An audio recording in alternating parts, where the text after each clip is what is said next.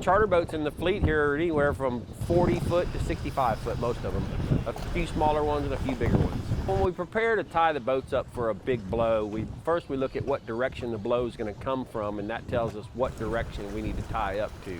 So most of our big blows come from the southeast or the west-southwest.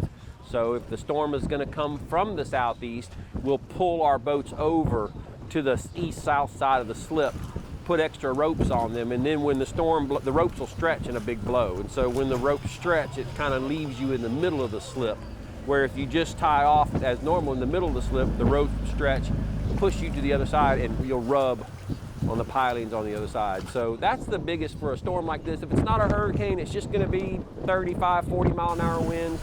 We'll just extra storm ropes, pull it to the side, to the windy side, and usually you're good to go. You know, you can stay in the slip up to about 50 miles an hour.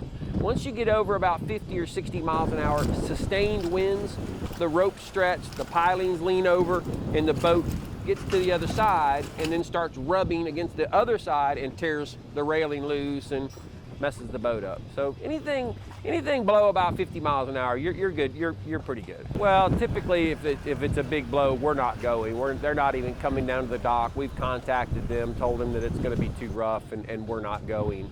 And then after the blow subsides, sometimes it takes a day or two for the Gulf to calm down. And then it's just kind of a judgment call whether the crew is good to go in some rough water, whether they got families or kids, or you really kind of evaluate the crew and evaluate what kind of trip you're doing. Is it a half day? Is it a 12-hour? Is it a 2-day? Well, we know we're not going to go today. We know we're not going tomorrow. We hope to go Friday.